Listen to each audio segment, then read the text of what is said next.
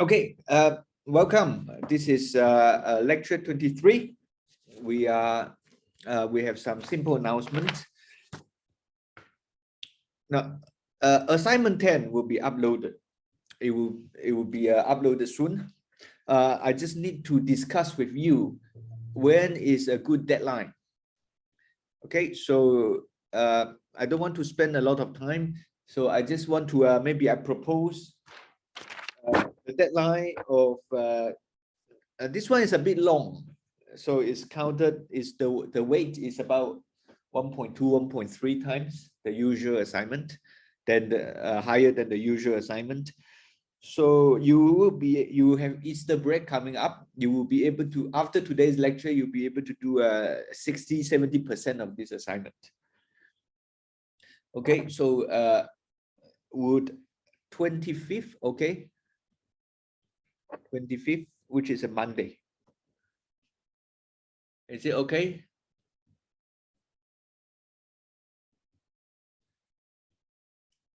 What is your view? 29th, no, wait, 29th is the final exam, right? Final exam timetable has been announced. So for this course is, I think it's 29th, the afternoon of that. Okay, so it seems like there's no objection. So I'm going to set it to this. This is a Monday. Okay. And then exercise class. Now this is constantly a problem. Last time, the exercise class before the reading week, the second one, the one in the afternoon, only had one student. That is not a good use of our resource. So it's I encourage you to really attend these exercise classes. As I say, there are things I cannot have time to talk about in the class. So last exercise class, we were talking about density of states. And this week's exercise class, we are going to talk about diatomic gases. We only had time to talk about monatomic gases. And now here, how do you deal with the partition functions when you have different partition function? How do you combine them? And that would be that would be here. Actually, there's I prepared some notes for this part. I just don't have time to talk about this in the class. So TA will run through this in the exercise class, which should be useful for you. Okay, so please go tomorrow. And even this education is not very satisfying. Right now is at this moment I only have 12 students, so hopefully more will show up.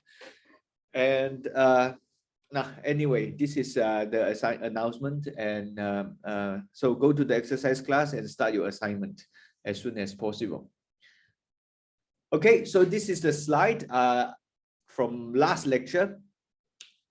This one is from lecture 21, and this is what I want. So let me put this here.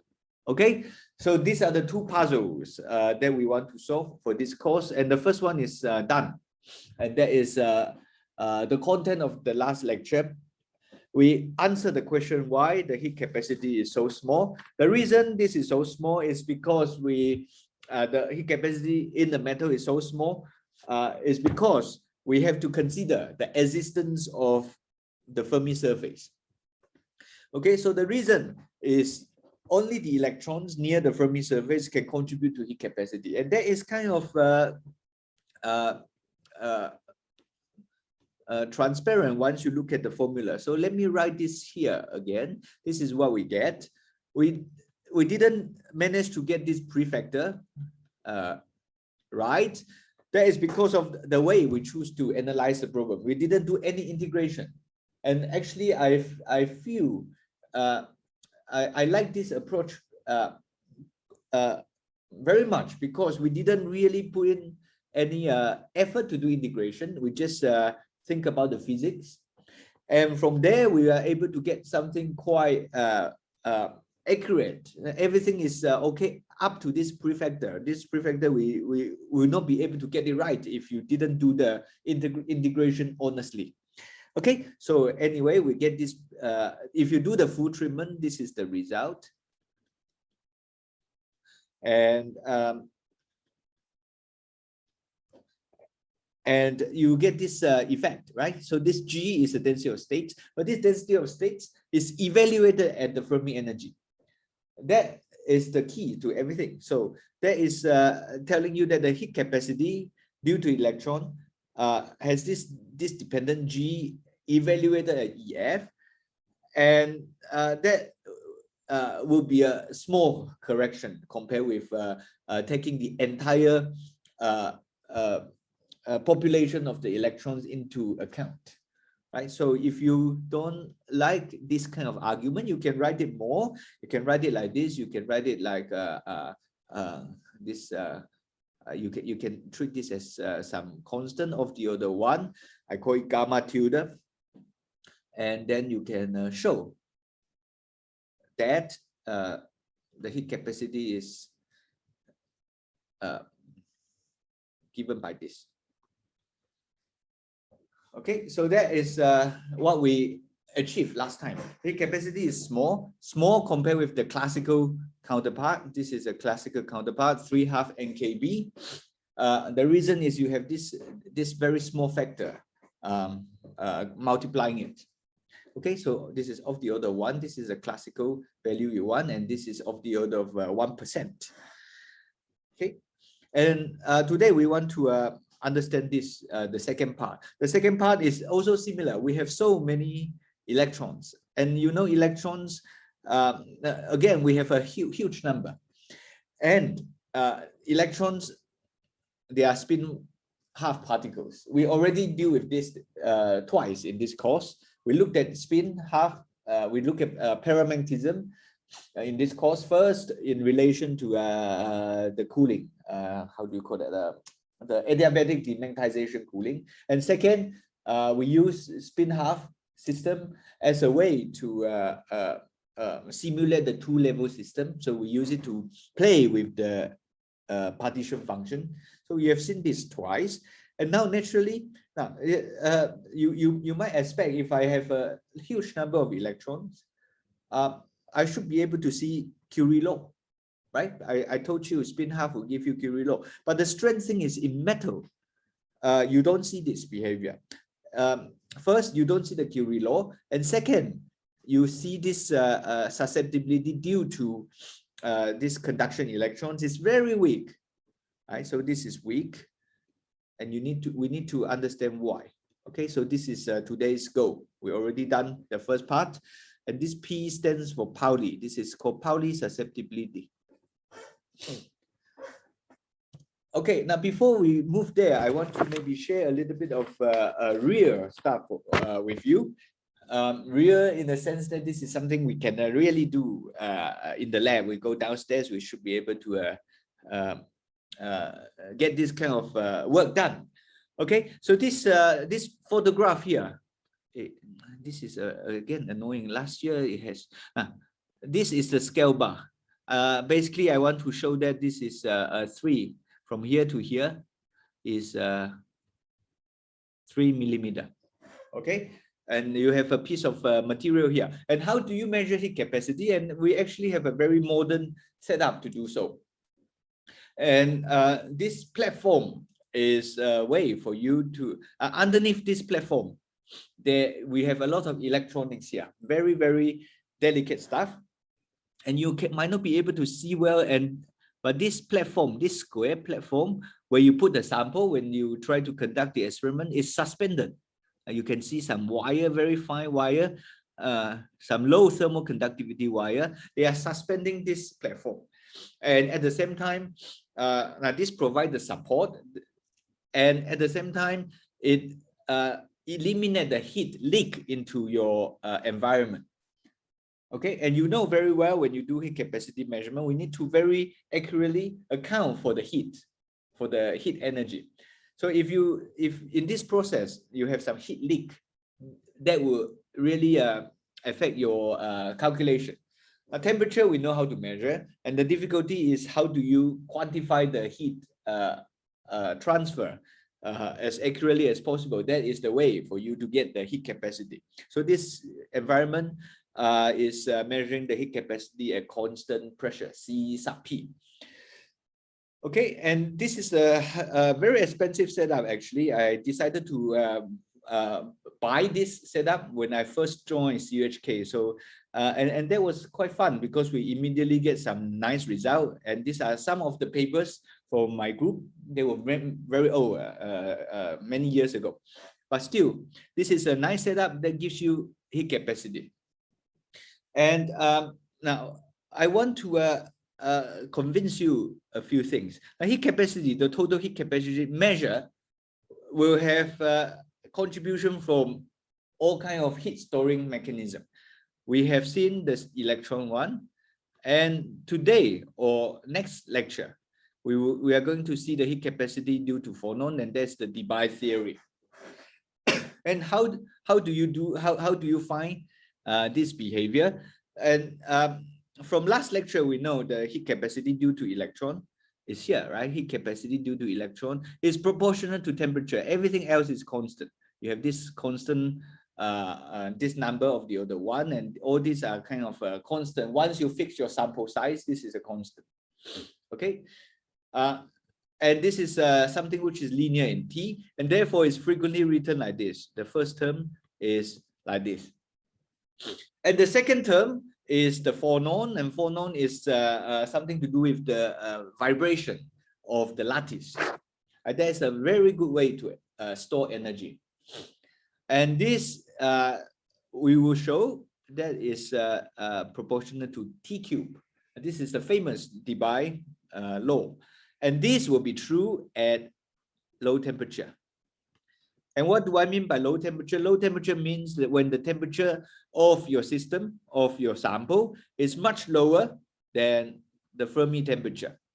Okay, when it's much lower than the Fermi temperature, you get the linear in T term for the first term.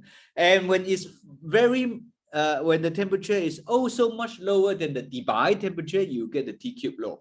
Okay, so for this equation to be true, so that we can ignore other contribution, you need to stay in the temperature range such that you are lower than the minimum of these two. Okay, and that is the way to guarantee you that you get this behavior. And now here, this is the data. If you have an insulator, then the first term will be 0. Then and that is kind of a cool way to ask the question. I can give you a lump of material. Let's say one student makes some material in the lab, and you want to know a very simple question: is it an insulator or metal? And one way, actually a very valid way, not necessarily the cheapest way to do this, is to measure the heat capacity. Heat capacity will tell you whether there's any mobile conduction electron in your system. So if it's a metal, you would have this first term here. When if it's an insulator, the first term is gone, you get a T cube behavior right away. And this is how it's shown here. So we usually like to measure heat capacity. Now this is the heat capacity over the wide range from 0 to 200 Kelvin or higher. And I want to focus on the low temperature. So this is the low temperature part. We usually plot it like this. We plot C over T versus T squared. Okay, that is to say, we really want to test this equation. So if you plot C over T versus T squared, if this behavior is true, you get a straight line, right? Because if you divide by T, you get gamma plus beta T squared. So you linearize it. So usually we go to find the linear region in our data. So we go to the low temperature as low as possible, and we try to find the linear region, and that is what happens here. This is C over T versus T squared, and the intercept here tells you gamma. This is gamma. This intercept value tells you gamma, and the slope tells you beta, which is related to the Debye temperature. Okay, so now at least this figure serves to tell you that I know this is a metal from other experimental evidence. So from this figure, I have a metal, and I want to really convince you that the heat capacity indeed has the phonon contribution as well as the electronic contribution, because you can really see the finite intercept here. Okay. One question for you. I think this is an obvious question. The question for you is, do you know what this is? You can give me your answer in the chat. Now this is really, it will be some kind of guessing. You might not know the precise nature, but at least I expect some kind of understanding because of this course. What is this? What happens here? It's an educated guess. You don't just randomly write me some words. Okay, I get 2 answers, both correct. And more?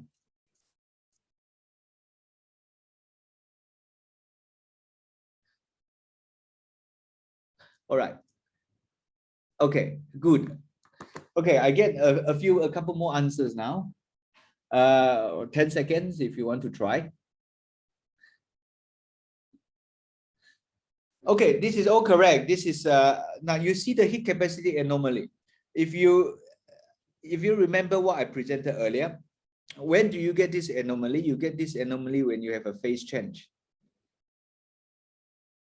Okay, now the tricky question, the more tricky question is, what kind of phase change do we have here? This I do not expect you to know unless you know this system.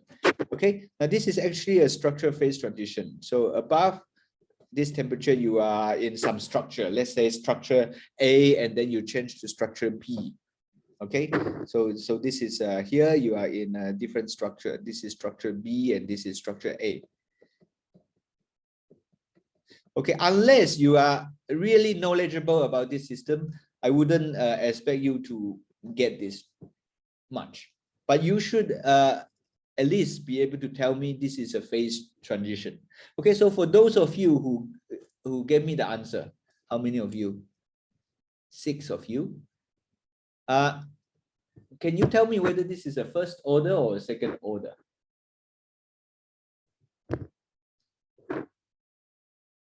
Now this we talk about first order transition and the second order phase transition. Okay, what do you mean by second order but not 100% sure? Now, okay, this is a second order phase transition. This is a second order phase transition. Maybe it's not easy for you to see. If you go back to the lecture, the chapter on phase transition, you will see some data, right? So this is second order because this jump is very asymmetric and it doesn't go to infinity. Of course, in experiment, you cannot get infinity anyway, but this is very asymmetric. Maybe it's not easy to see. Now, this is a very characteristic of a second order phase transition. Okay, and why do we have this? You have to go back to the basic. Okay, about the entropy. Does the entropy jump? Does the entropy shows discontinuity? And that is the basic. But the key here is all these questions. You can address them through experiment, and this is one way to see it. Okay, so heat capacity is very powerful, and I don't want to show this slide again when I talk about phonon. So just remember that we can measure them, and remember, my goal is to get the T-cube law next. I already solved the first part for you, and I'm going to get you the second one. Maybe not today, but we are certainly going to slowly heading there. Okay. All right, so now second puzzle is about this paramagnetism. We're talking about electron. So what is the magnetic moment for the electron? This is a ball magneton, right? So this is the magnetic moment of the electron. Remember, we are talking about metal, okay? We are talking about Fermi gas. So for this Fermi gas, we want to study a bit of properties, and this is a second property that is could be puzzling if you don't know anything about the Fermi statistics, Fermi-Dirac statistics. Okay, this is a series of figures in my notes that I want you to understand. Okay, so this is 1, 2, 3. 3. The third one is here. Okay, they are presented according to this sequence, and we can again do integration to get the accurate answer. But now it's actually more instructive if you recognize the physics and try to do this come out with this very physical argument. Okay, so how do we proceed? So this is another piece of nice physics, and remember, we want to understand why the paramagnetism in metal is so much weaker compared with the paramagnetism observed in a non-metal. Okay, let's say you have some paramagnetic impurities in your insulator, you get something which is more pronounced. To understand this graph, you need to pay attention. Okay, this is I'm going to, just like last time, draw a little bit more for you. This is the usual way we are going to draw the density of states, right? So density of states as a function of energy. You know, this is a famous quadratic relation, right? Square root of E relation. So it will look like this. Okay, we've seen it, we've derived it, we've used it. So this is not new. So here, this quantity, density of states, this is a very positive quantity, right? It's always positive. And therefore, you should understand this figure a little bit. So I can take the density of states of my for my electrons, and I'm going to break it into two parts. I'm going to break it into the one describing the spin up system, and the other half, the other part which is spin down. Okay, so at zero field and t equals 0. Okay, let's be I don't need to talk about t equals 0 right now, but soon I will explain why I need that. But if I don't have the magnetic field, this is exactly a half, right? So half of my electrons will be up, half of my electron will be down. Okay, I can describe them this way. This is a population. Okay, or if I have a very weak magnetic field, I will be able to distinguish between up and down, and this is what happens. Okay, so now t equals 0. T equals 0 is simple for us to analyze. Why? Because at t equals 0, I will be able to use this integral. So g of E dE, this quantity multiplied by this quantity is a number, right? This tells me how many electrons, right? So this is the density of states that tells you the possibility of occupying them. But whether or not this is occupied depends on the second factor. This Fermi-Dirac is a decisive factor. It will tell you whether this particular energy E is occupied or not. Okay, so that is the meaning of this. And if I do integration, this will become some kind of area underneath the curve of GE times F of FD. All right. So this is the meaning of the integral. So at t equals 0, that is the easiest one, because then this is 1. The second, this factor becomes 1. So I will just faithfully trace this one. I will just faithfully trace the curve from 0 until I hit the Fermi energy. Then I will have this sharp jump, and then above the Fermi energy, I have 0. Okay, so this area underneath the curve turns out to text the meaning of the number. Okay, so this is a number of electrons. Okay, and now let's go back to this figure here. So this figure here is plotted in a very standard way. You can see we turn this graph by 90 degrees. Okay, so we plot the energy axis as the y-axis, and the x-axis will be the density of states for two different spins. Okay, so they are actually, as I say, this guy is always positive, always positive. So don't get this figure wrong. Students sometimes get this wrong because they think this is negative, but no, this is the way we plot things. 0 is here, is always positive. If you go to the right, it becomes more positive. And if you go to the left, it also becomes more positive. Okay, so this is the first thing you need to accept. Not only accept, you need to understand.